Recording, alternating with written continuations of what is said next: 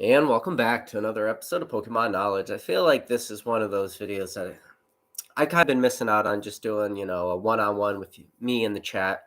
And the reason why is because I just been busy doing a lot of different, more interview style, I guess call it podcast or live or whatever. But I want to get back to what like the meat of this channel really is and just to talk about what's going on in Pokemon. Because right now, because I haven't made a video like that in a while, there's just so much to talk about. And I think there's a lot of things to talk about and a lot of things I want to touch real quick on this video. I don't want to make it too long, but we got the new Astral Radiance set. What kind of set do I think that's going to be? Do I think that's just going to be an absolute banger type set, or do I think that's going to be kind of a dud type set? Now, what do I think about Pokemon Center ETBs now that we have the pre-orders for Astral Radiance up?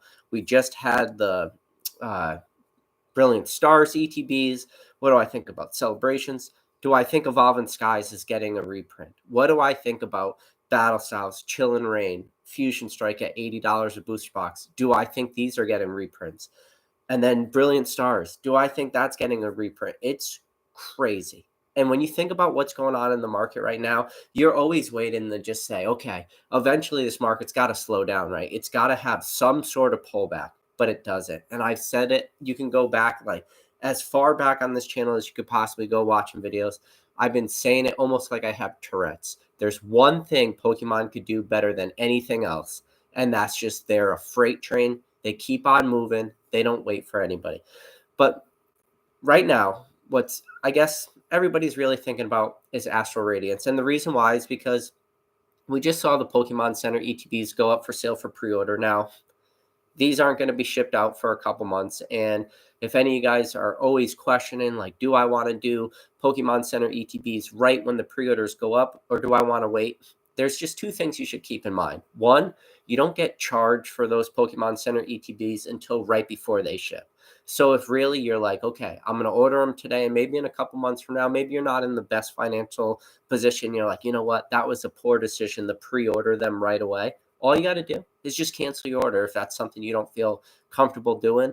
But it's also not one of those ETBs that I think are just going to sell out and you'll never get another chance. Now, somebody had put a kind of good question on that post that I made saying like, talking about Pokemon Center ETBs, do I think that they're good investments, or do I think that they're going to hold more long-term value opposed to just like the normal set ETB? And I'll answer that later. But the first thing I want to do is talk about Astral Radiance, because right now, real early on, I'm kind of nervous about this set. And the reason why I say I'm nervous about this set is just because I'm looking at what it's following. And it's following Brilliant Stars. It was very similar to the same way I felt about Fusion Strike, because Fusion Strikes followed Evolving Skies. I was like, man, Evolving Skies was a great set. Some people, depending on who you talk about, say it's one of the best sets of Modern ever. Some of them have it as their number one.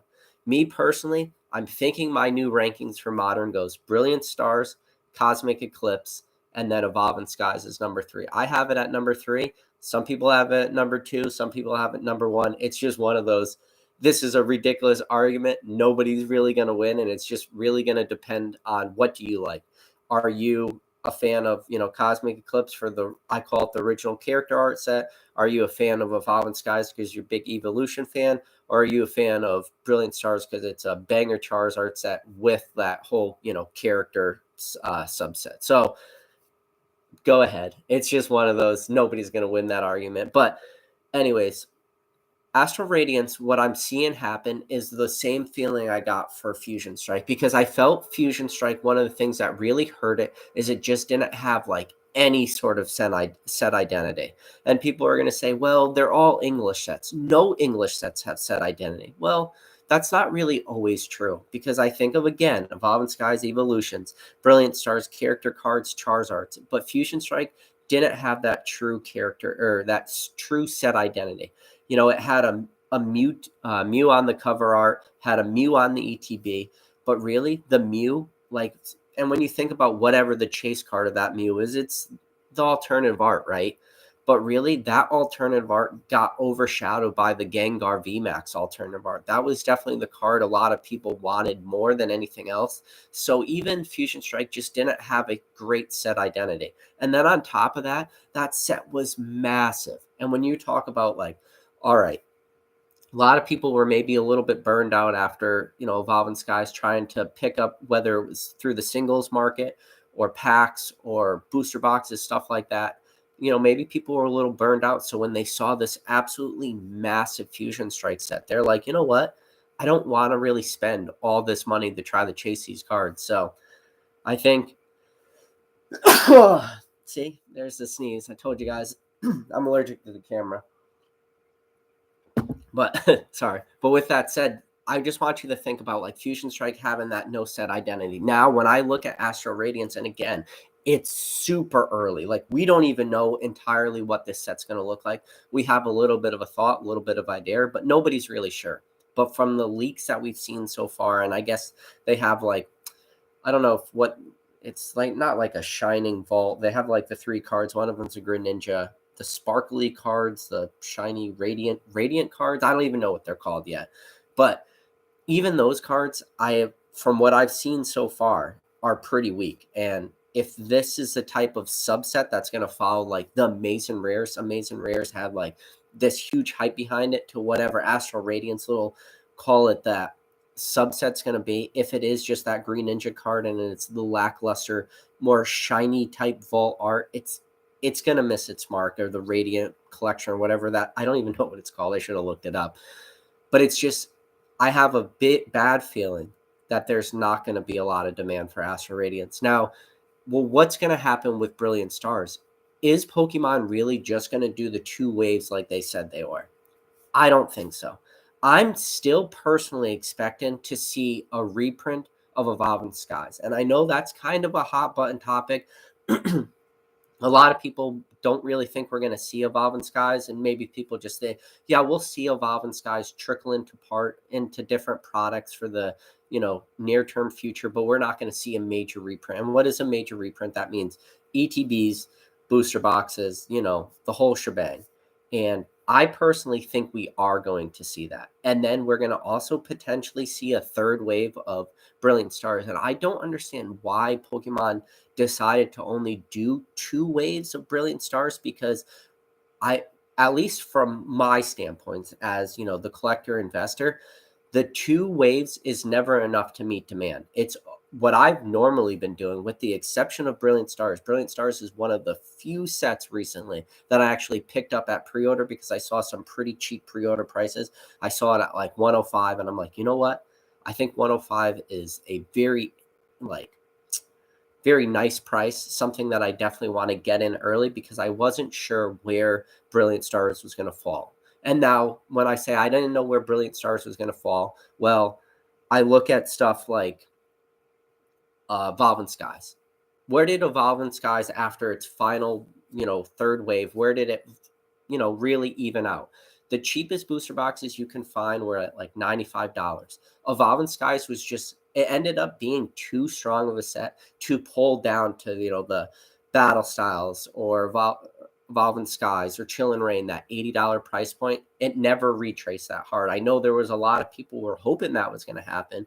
And then what did we already see happen now with Evolving Skies? Single prices started to creep up a little bit, and they're actually creeping up kind of high. And I think that this is really going against a lot of people's battle cry against Modern. And why I say a lot of people's battle cry against Modern, because everyone said Modern prices. I shout out to Professor. Thanks for the super chat. He said Kleenex fun. Yeah, Professor calls me out every time I sneeze. But I lost my train of thought. But yeah, it's that strong set that was Evolving Skies. And, we're already seeing single prices increase and stuff like this. So it's just so interesting to say, okay, where is a set like this going to run? Because like I said, it was the battle cry against Modern. People said all Modern product is not investable at all. All Modern prices eventually will retrace, and they will retrace so hard that they will never rebound.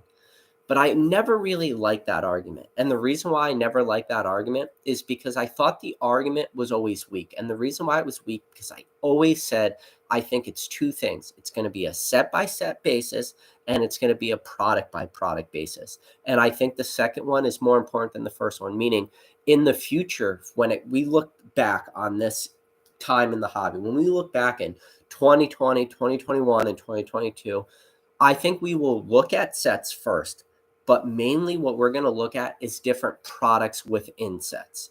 And we'll say, okay, like, what were the best products that came out of this modern hype period? We're going to look back at certain sets with, awesome promos. We're going to look back at probably like Celebrations Ultra Premium Collection. We're probably going to look at Celebrations as a whole and be like, yeah, you can get like, the Charizard V Max boxes or the Sylveon boxes, but the real meat of that is going to be like the Ultra Premium Collection, or you're going to have Sword and Shield figure collections, and everybody's going to look at that Pikachu for Sword and Shield base. Or, maybe for Rebel Clash, there was like that cool 3-pack blister that had a Rayquaza.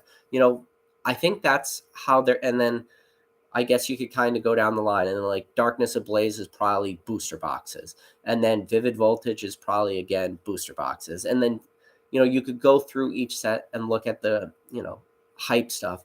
But then it's like, okay, you got all this stuff going on. I'm just talking about like the regular sets. It's like, well, what's going to happen with Shining Fates right now? Because one thing Pokemon said they were going to do is print a lot and meet the demand. And I think that they finally did that with Shining Fates. I know, yes, Shining Fates will go on sale on websites and it will sell out, but it doesn't sell out immediately anymore.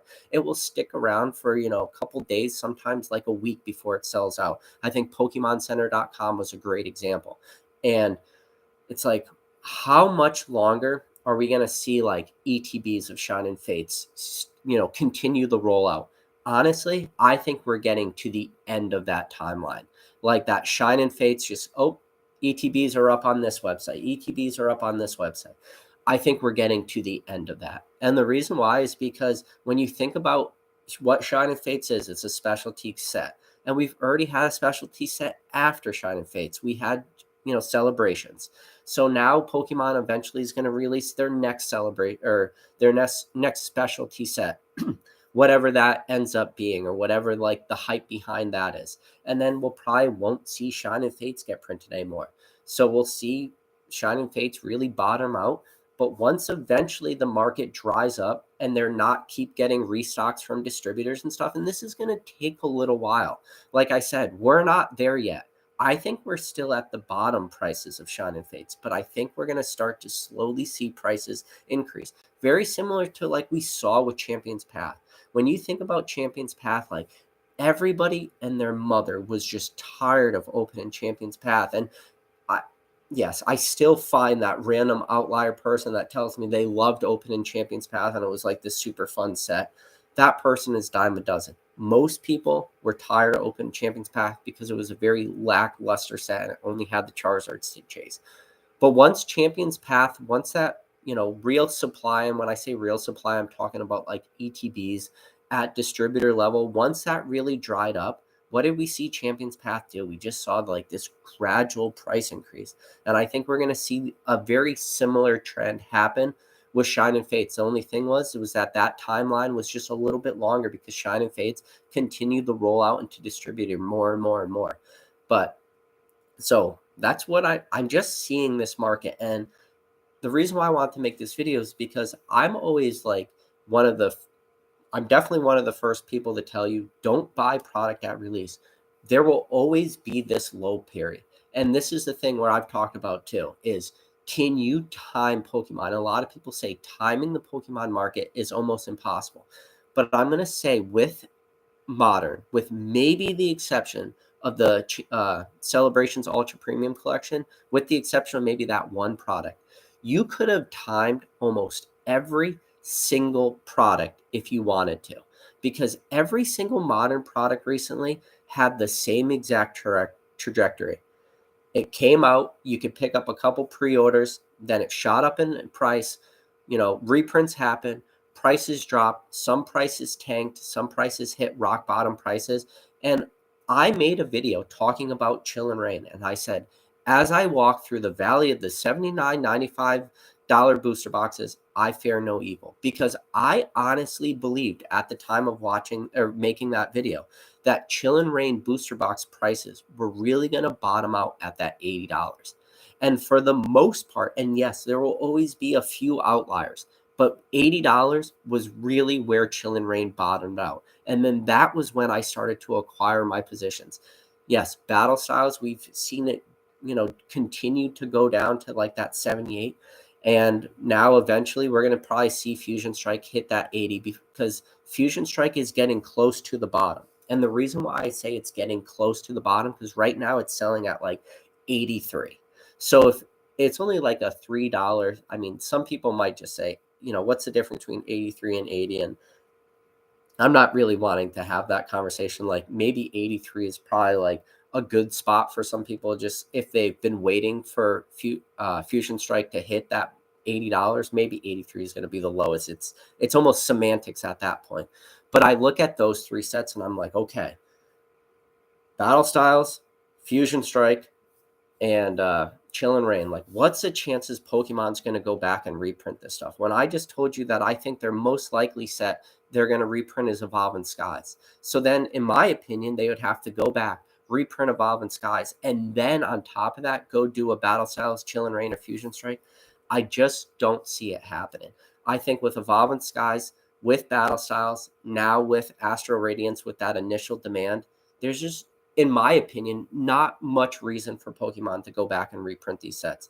And there's actually some people out there, which I don't agree with this, but some people out there are even saying like maybe Pokemon should just go back like a few more sets and then start printing like maybe more Sword and Shield base or or Rebel Clash. And when they say reprint those sets, they're only talking about reprinting 2 products. They're not just talking about reprinting a lot of packs. People just want them to reprint booster boxes for both Sword and Shield base and Rebel Clash, and they don't want them to reprint anything else. Now, what's the chance of that happening? It's probably not high right now. But I'm just looking at, okay, if all this stuff doesn't get reprinted, how long are we really going to see booster boxes stay at this $80 mark? Because eventually the market will be acquired or will be getting eaten up eventually. Now, how long that's going to take is anybody's guess. And you might say, well, nobody's buying Battle Styles and nobody's buying Chill and Rain and nobody's buying Fusion Strike. And that's not true. All you got to do is go on eBay, look at the very top sellers, the guys who literally are selling the most product, have 1,000 booster boxes listed, 4,000 of that set sold this year, and see how many they're selling in a day. A lot of them are still selling like 100 booster boxes a day. So at 100 booster boxes a day, it's going to take a while to eat through that, inventory. But when you got 100 for each seller, like, again, one person in the history of the world who is undefeated is Father Time. Father Time is undefeated. Father Time could outlast and wait out everyone. So it's like this weird period of time we are in right now where we went from such an oversaturated market where there was just a ton of product and everybody could just, and no one could buy anything. And it was just like this demand and that scalper mentality and everybody buying out their Walmarts and the Target. And then we moved into today when things right now today, for the most part, in my experience or maybe not my experience, but more my opinion, is this is more the norm. And the reason why I say this is the norm, because this, in my opinion, is a healthy Pokemon market. And why do I say it's a healthy Pokemon market is because, one, product is still flying off the shelves. And if you don't believe me, like, go to your local Walmarts or Target on release week and try to pick up a lot of this product. It's constantly being sold out. Yeah, there's some of that like restock photos and stuff. I just went to Target today to pick up baby formula and I stopped by the card section and it was completely sold out. Luckily, thank God, Pokemon Center has been very good at keeping modern product restocked, and at least for like, 3-pack blisters maybe and stuff like that. If you want to go that route, I never recommend paying $143 on Pokemon Center for ETBs, or sorry, excuse me, for booster boxes. I think that's suicide. But then you have Pokemon Center ETBs. And one thing Pokemon Center ETBs, and I told you we would get to this point in the video, and people have said, well, do you think Pokemon Center ETBs are investable? And this is the point where I say I'm not an investment advisor. Everything I say is you're just listening to a guy talk to his computer about Pokemon. But with that said, when I look at ETBs, what are, in my opinion, the more investable ETBs, or where would I rather have? I'd rather have the Pokemon Center ETBs. And the reason why is because You get extra packs. It has that more exclusiveness to it with the Pokemon Center in it. But the reason I like it more than anything else, and the number one reason why I like Pokemon Center ETBs, because when you buy a Pokemon Center ETB on the website at the $49.99, you are literally buying it at the lowest possible price that anyone in the world could buy that ETB. And the reason why is because no one has distributor agreements with Pokemon Center. So your local LGS can't just call up Pokemon Center and get a bunch of product at cost. It doesn't work that way. That $49.99 or whatever that ETB on Pokemon Center is listed at is the cheapest anyone could buy it at. Now, if you go to Walmart or Target and you pick up just the normal generic ETB off the shelf for $39.99, well, guess what? Any LGS, anybody with distributor agreements could pick up cases of 10 of those ETBs, and their price points are going to be drastically lower than your $39.99. So for you to ever see some sort of longer term gain on that $39.99 ETB you bought at Target or Walmart, you have to now compete with everybody whose price points are lower than yours. And there's no way you can compete with them because you don't have distributor agreements. So that's why I do find Pokemon Center ETBs for me to be a little more appealing that way, that at least I'm starting on a level playing field with every other investor. Now, as a collector, if you want to just go buy it, put it on your shelf, go for it. But as like the more investor mentality, I look at it as, okay, am I on the same playing field as everyone else? And only with Pokemon Center ETBs do I have that luxury to be on the same playing field. Now, and I'm looking, and now if you guys have been following this channel long enough, I put up community posts for Chill and Rain ETBs, Celebrations, Fusion Strike, now Astral Radiance. The only one I missed was Evolving Skies, and I still regret not making a community post for that one because I was like, yeah, I don't think people will need another community post for Pokemon Center ETBs, and I still regret not doing that because I found out, well, you don't know at the time, but, you know, I saw, okay, everything that happened with Chill and Rain ETBs, like, they sold out, but everybody who is a member of this channel were able to get them because Chill and Rain ETBs were in the store for, like, a long time at that period of time. It was like 3 days you could pick them up on Pokemon Center ETBs. But then Evolving Skies came up and it was like up for 30 seconds.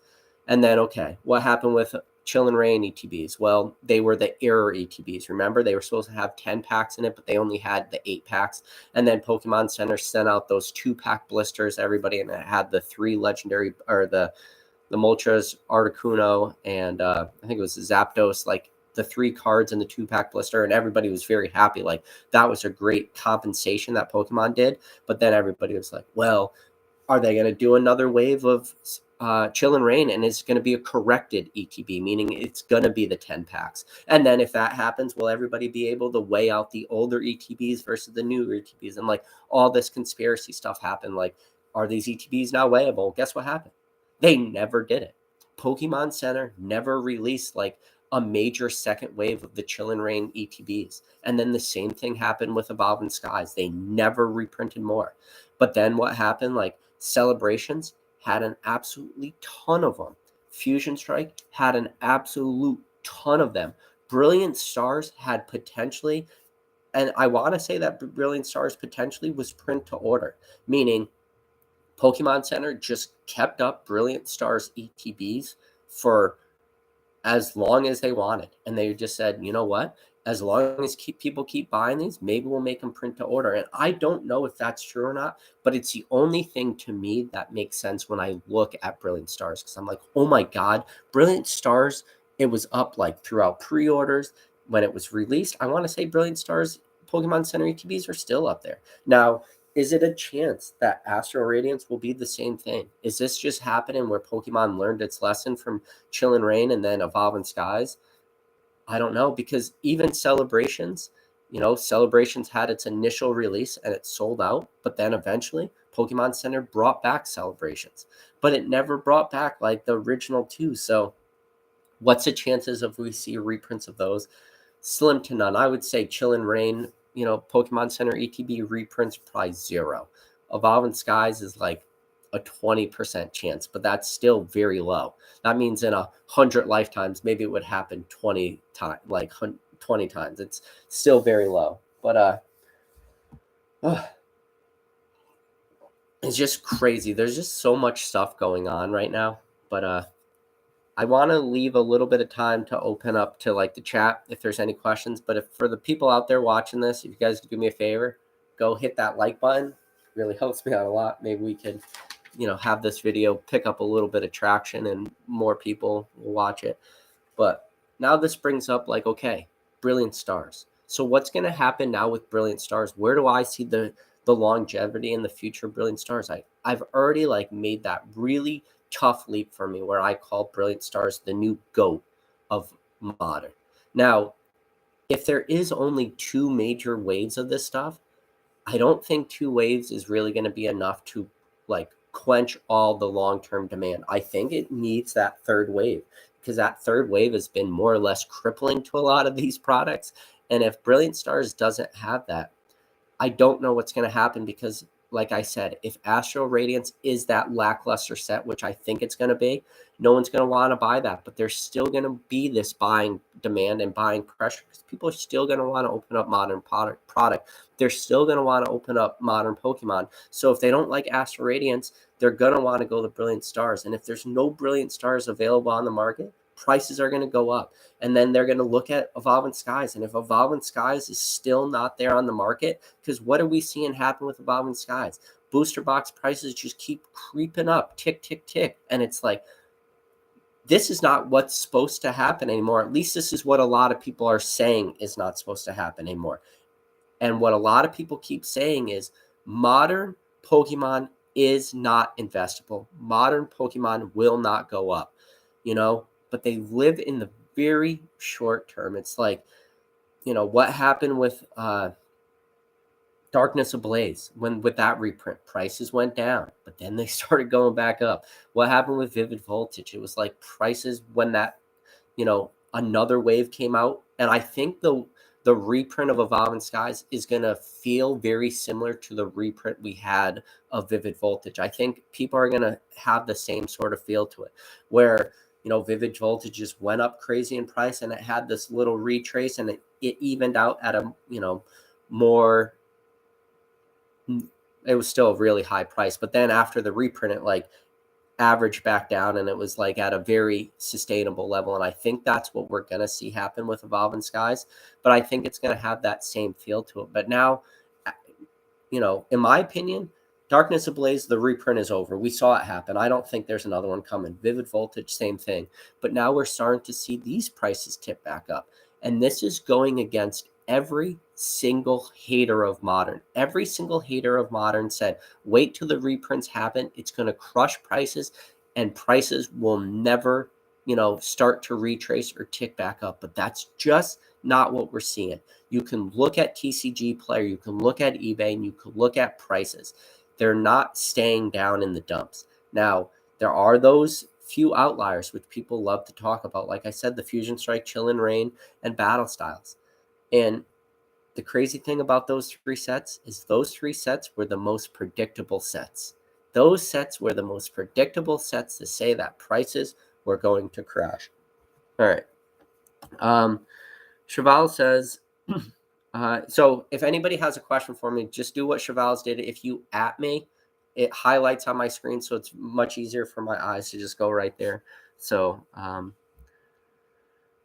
so right before that, Alex Leo said, I'm calling it. Brilliant Stars will be $300+ in 2 years. Yeah, I mean, it's definitely a maybe, man. Professor Oak said, Pokeknowledge, you think people are waiting for PSA the open value before jumping into buying and selling again? I would say it's hard, man. I think this is, all right, that's a great question, Professor Oak. And I think that people are waiting for the value for PSA to open back up. I don't think anybody's going to continue to make the mistake of sending cards to CGC with the 1 out of every 200 chance that your super pristine modern pack fresh card is going to get that pristine or that perfect hit. I think people are over that thought process because they're seeing just like, okay, what are the price comparables between a 9.5 to a PSA or a CGC 9.5 to a PSA 10? They're just like, yeah, I'm leaving way too much meat on the bones. Maybe I should just be a little bit more patient. But then it's like, okay, the first to market that game and all the stuff that goes into that. But this is the thing, is I'm looking at modern product as being a sealed product play. I think vintage, there's just so many single plays right now that I wouldn't want to think about modern as a single play. Does that make sense?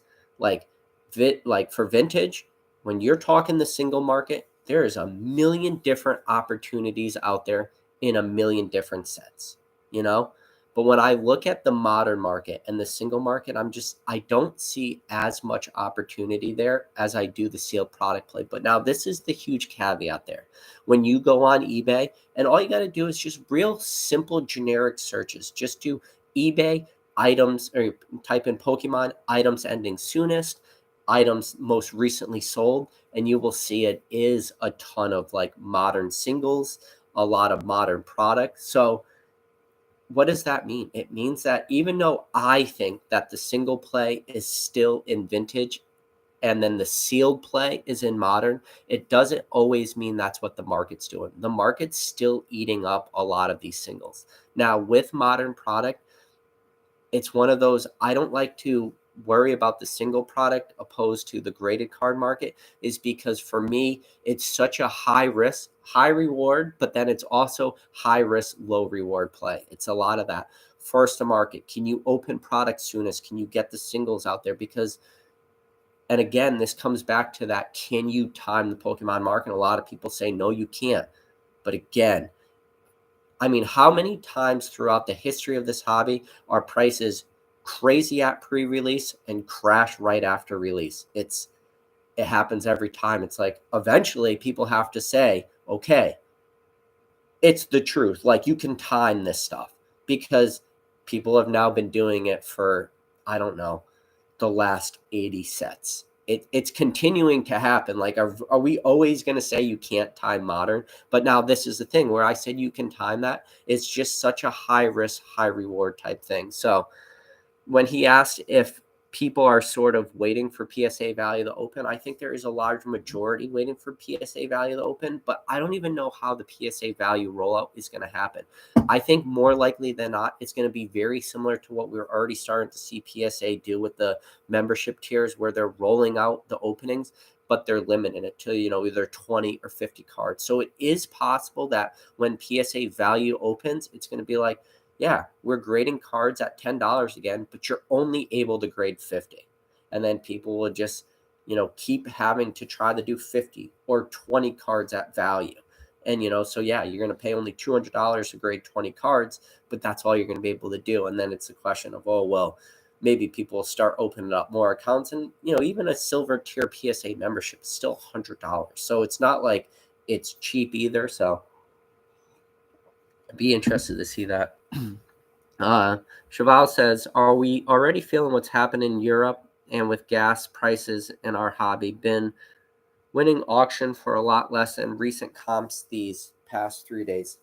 So, I mean, Cheval's, that's a good, that the macroeconomics of this, or like the more geopolitical and all the stuff that's going to involve with inflation and all the trickle down effect we're feeling into the market. And I think on the very high end of this hobby, I don't see it affecting us much at all. And the reason why is because I think a lot of like the more inflationary terms we're thinking, you could be talking like 7%, or maybe it costs you $50 to fill your car opposed to $40. So that's a $10 difference.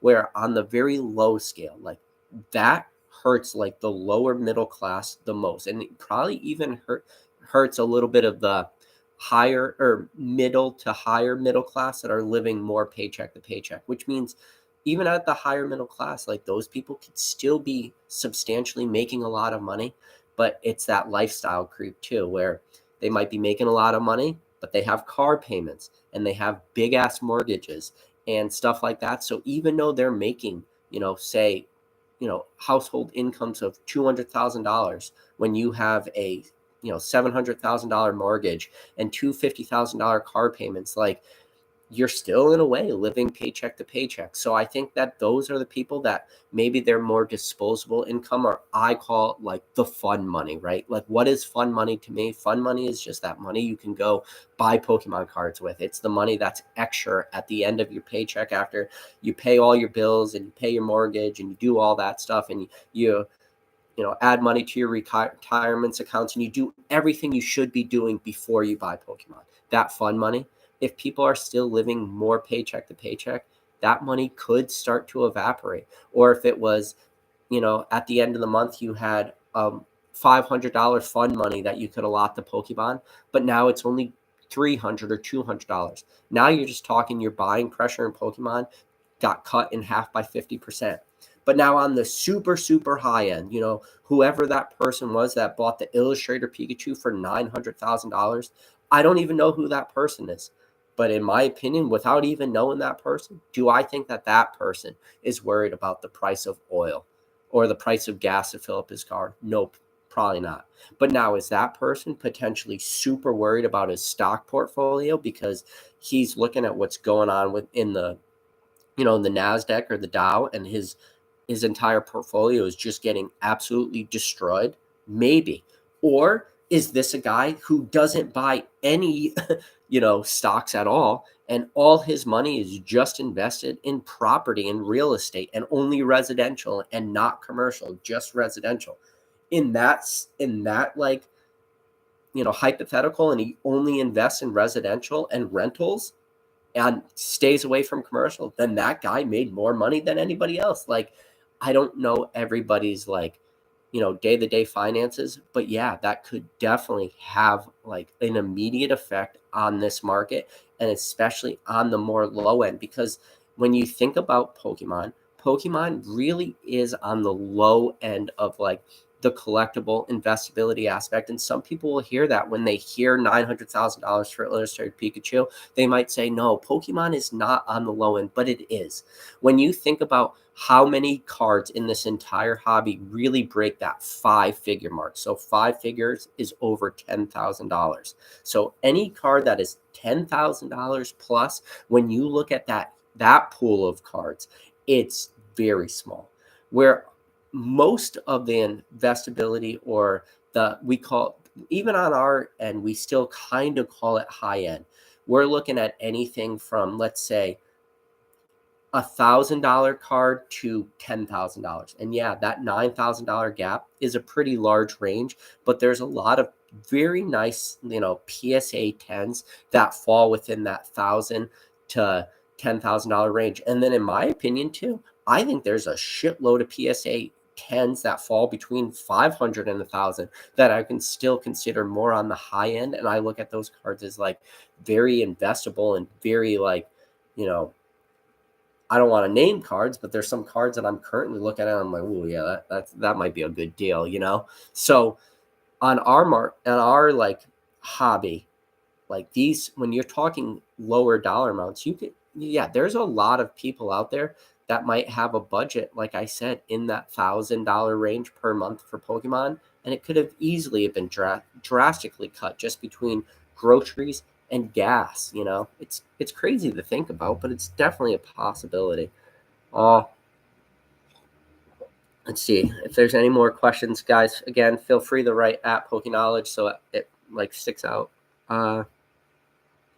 Professor Oak said fun money equals Pokemon cards. Yeah, definitely.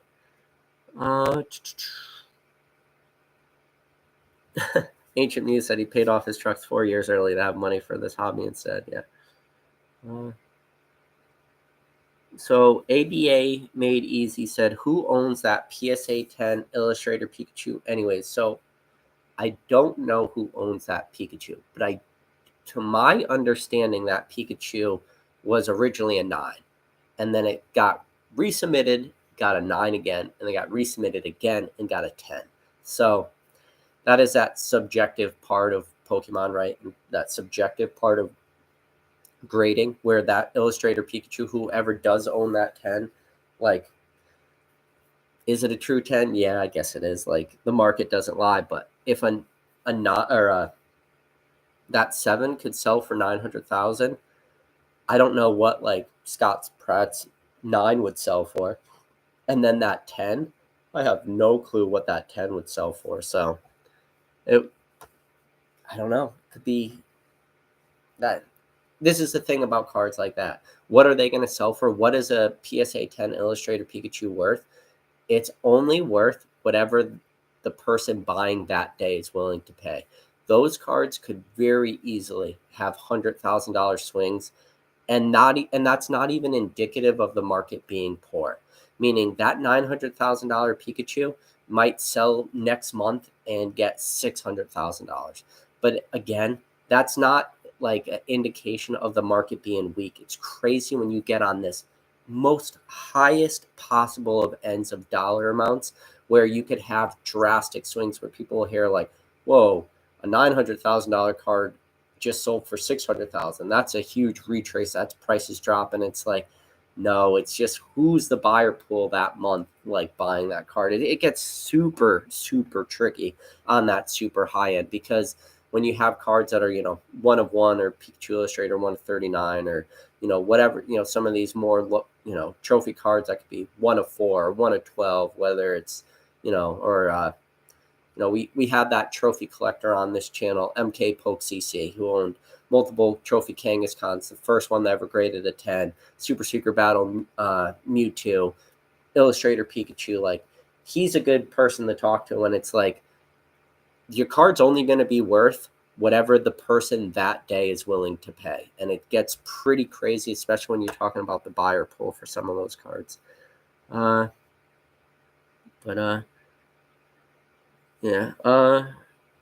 Alex Duran said, did you say all 3 waves of Evolving Skies have came and gone? So to my understanding, all 3 waves of Evolving Skies have came and gone.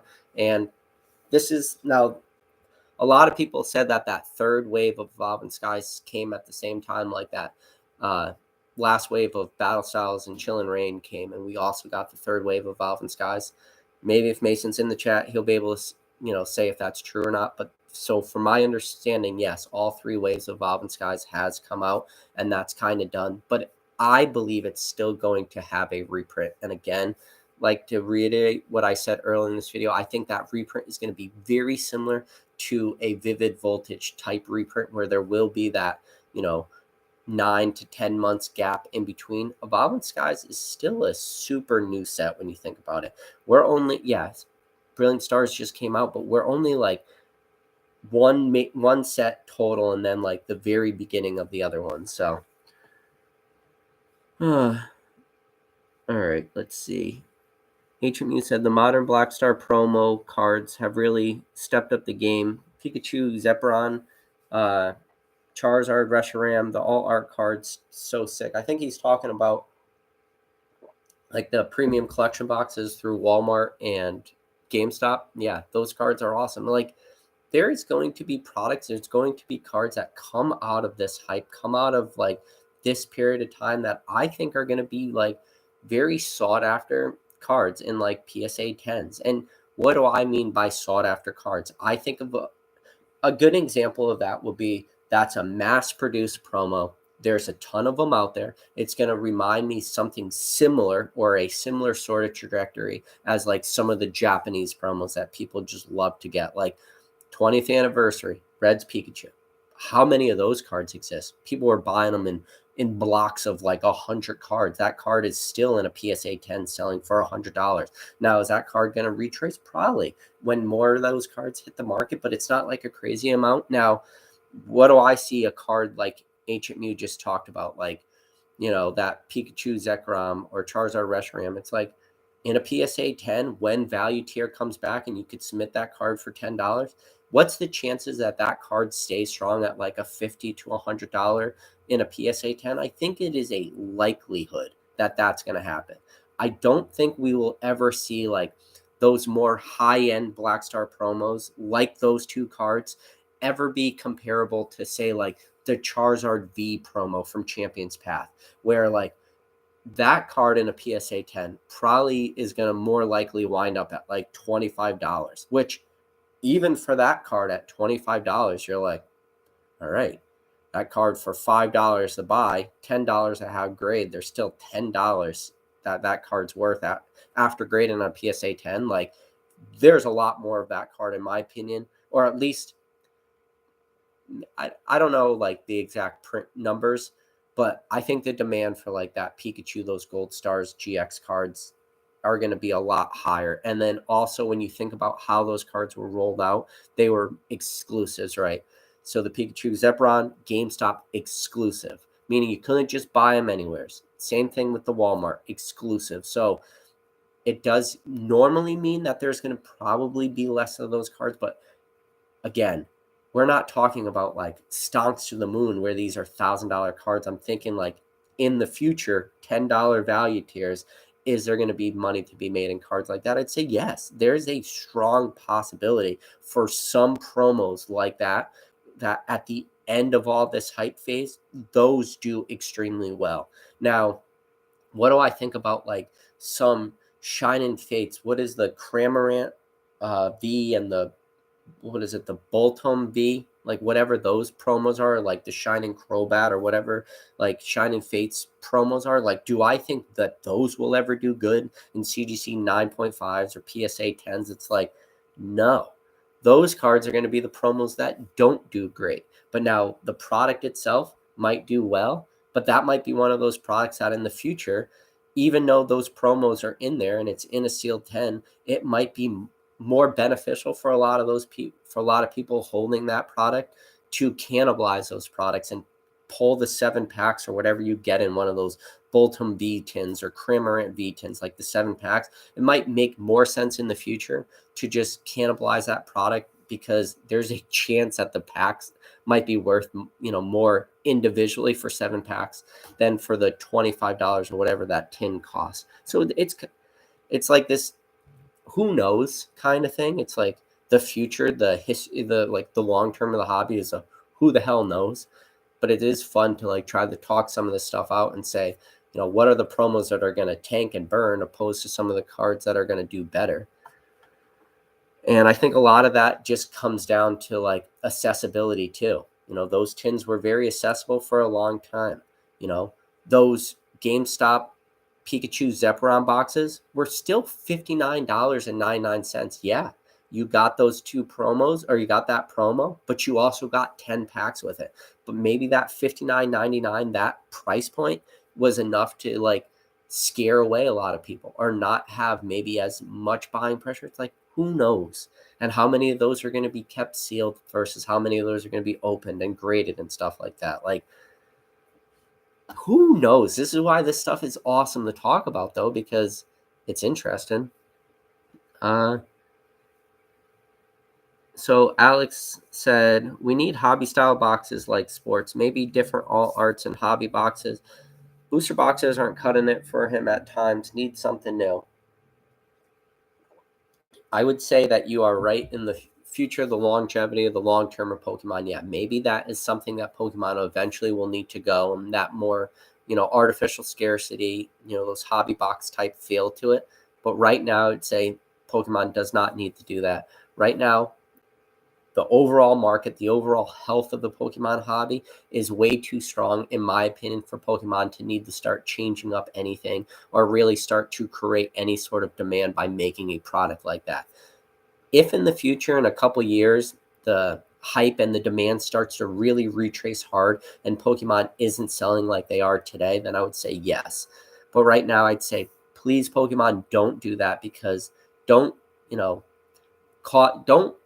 when you have that in your back pocket, like at any time, Pokemon, and when I was on Jake's channel, we talked about this. If Pokemon ever wanted to do, a Charizard chase 1 of 1, how much would that card sell for? And it's like, who the knows, right?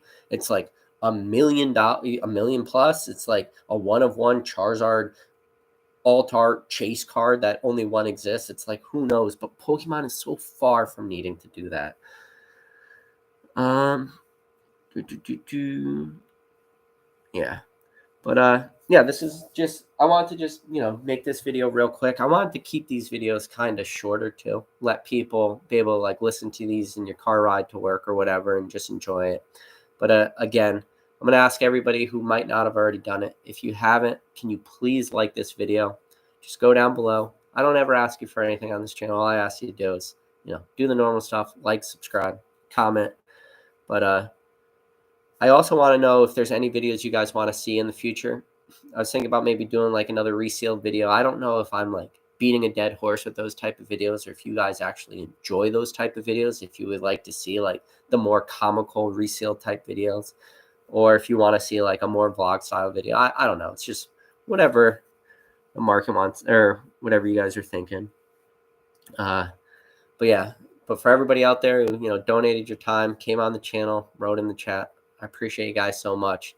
Hope you guys are enjoying this channel. I'm enjoying it, and I've definitely been missing out on just this, more one-on-one chat with me and you guys. And if you guys are watching this video on replay, hit that subscribe or hit that notification bell, so when I do go live, you'll be able to join in on these chats and just, bullshit and talk about Pokemon. But for everybody out there, I'll catch you on the next video.